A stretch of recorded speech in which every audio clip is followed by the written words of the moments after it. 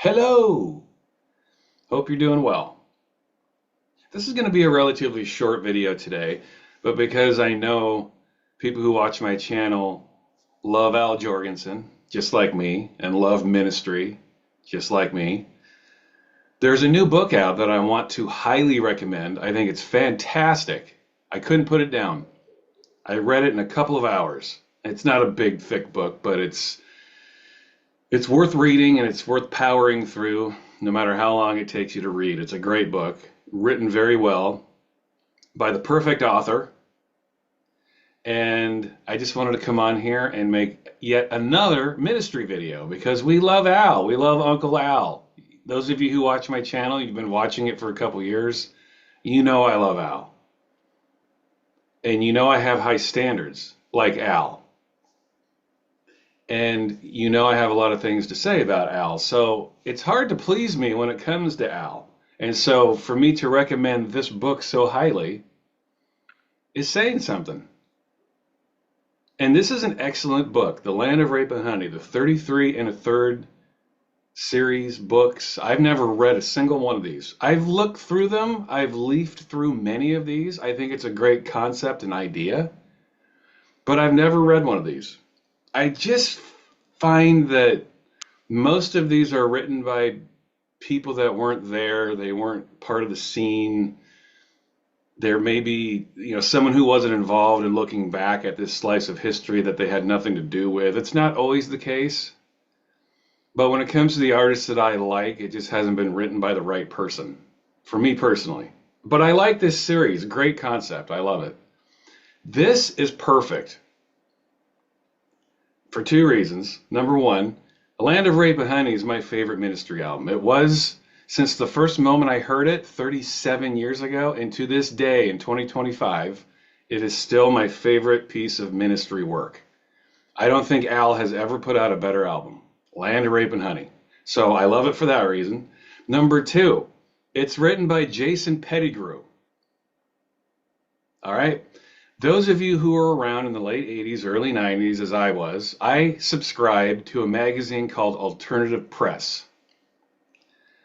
It was, if you liked not just industrial music, but if you just liked music that was off center, whether it was dance or techno or industrial or ambient or whatever, as long as it was left of center or right of center or wherever, as long as it was the true alternative, Alternative Press really had a deep meaning. It was a great magazine. I read every issue cover to cover. It's the first magazine in my life that I ever subscribed to. Wait a minute, that's not true. I subscribed to Conan the Barbarian and Rom Space Knight. Okay, throw out the comic books when I was a kid. This was the very first magazine, music magazine, we'll put it that way, that I ever subscribed to, and I loved it. And Jason Pettigrew was the editor-in-chief. Great writer. He was fantastic. And he also was an honorary cock. Al Jourgensen made him part of his circle during the peak ministry years. Late 80s, early 90s. Jason Pettigrew, sometimes Alternative Press would seem like it was a ministry monthly fan letter. Every month of Alternative Press had some update on what Al was doing. And you know what? You didn't mind. You loved it because we loved Al. Al was one of the most fascinating people of music back then, and he still is. But in the late 80s especially, the dude was a legend. And again, he still is. I'm not trying to say he's not. But back in the late 80s, before the internet, when you had to buy magazines to get your information, you ate this shit up because Alternative Press came out every month, and so you had to wait a month to get all the news. But every month you'd have some kind of update on Al. And Jason Pettigrew was the guy that always interviewed him. Jason Pettigrew, again, was like an honorary revolting cock. He was part of the band. He went on tour with them. He's got a great writing style. He's really funny. But most importantly, he was there. He was there in the trenches with Al and the band, going to the shows, partying with the band, living the lifestyle. He was there. So this is important. When I saw Jason Pettigrew wrote this, I was like, yes, perfect. Absolutely perfect. This is a brilliant book. I couldn't put it down. I can't recommend this highly enough to Ministry fans, and especially if you're a Land of Rape and Honey fan. You're picking this up, right? I mean, you already have it if you're a big fan of this album, I would think. Can't recommend this book enough. These books, as you probably know, they're not thick. They're not. Again, you could read this in a 24-hour period, say, like I did. Really well written, though. He talks to all the key people, too. People who were working with Al at this time. He talks to Adrian Sherwood. He talks to Ian MacKaye. He talks to Jello Biafra. God, who else did he talks to Deadmau5 of all people. I don't know who's looking for that, but hey, Al's influence stretches far and wide. Personally, I think Deadmau5 is absolutely terrible, but it was interesting to see how he was influenced by Al. Who else do they talk to? They talk to everybody. I don't want to give it away. I like people to be surprised by some modicum of exploration. I think people should explore this on their own. For me personally, the one person I was really hoping that they were going to talk to is Adrian Sherwood, and they do, because Sherwood had a big hand in not only helping produce this album, but just helping Al as a producer, period, because he was there during Twitch, which is my second favorite Ministry album, and he was there here. In fact, and I've already talked about this before, and you probably already know this, but the track Abortive, the last song on Land of Rape and Honey, that's a Sherwood track. It's not even Al. Al traded Sherwood some drugs for a song. So that track Abortive, it's not even Al. That's Adrian Sherwood. And you know what? So what? It makes the album all the better for it. And why not? That's the kind of magnanimous guy Al is. He gives it up for his friends and the talent that he's surrounded by.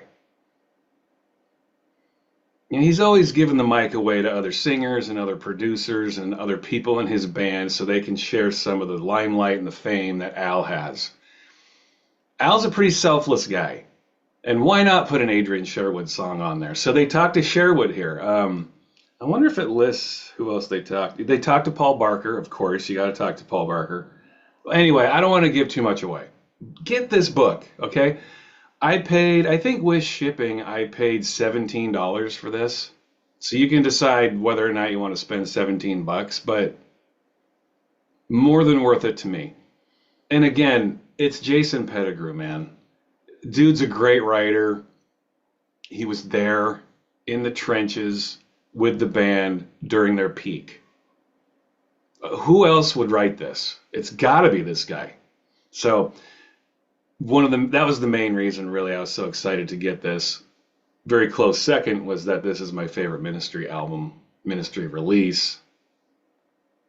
Pick this up. I can't recommend it highly enough. And since I'm here, I'm going to quickly recommend this. This came out over a decade ago. This is Al's autobiography. I love this book. I've read it twice. Fascinating. Keep in mind this was written well over a decade ago, so Al was at a different stage of his life. But if you haven't read this, you should. Fantastic book. Al is absolutely hilarious. There wasn't a single page of this book where I didn't put it down to laugh. I had to put the book down so I could chuckle and roll my eyes, just like, oh my God. It's so funny. It's also very heartwarming, heart-wrenching. Al doesn't hold anything back here. And again, he was at a different stage of his life here. Keep that in mind. But this is one of the funniest, most heartwarming autobiographies I've ever read. Now, I love Al, obviously. Al's a hero to me. He's an absolute hero. But he's also really funny, and he's a down-to-earth guy. And I would highly recommend you read this book. It is so good. I've read it twice. I don't read many books twice. This is absolutely worth it. Talks about his family, his personal life, his drug habits, his drinking habits, his touring, the other members of his band. all of the times he's pummeled his body by living the rock and roll lifestyle. But at the end of it, you see that Al is an extremely empathetic, endearing, funny, cool guy. One of the best autobiographies you'll ever read. So pick this up. But I'm mainly here for this. This just came out. Awesome book. Loved reading it, every page. And again, yeah, they talk to Jello. They talk to Ian MacKaye. So you get that lard, pale head, peripheral, sideways, ricochet action going on here. And you get it all written by Jason Pettigrew, who's a legend in his own right. Great writer. And he was there. And that's important. Pick this up. I'm going to get out of here. Have a good day. Later.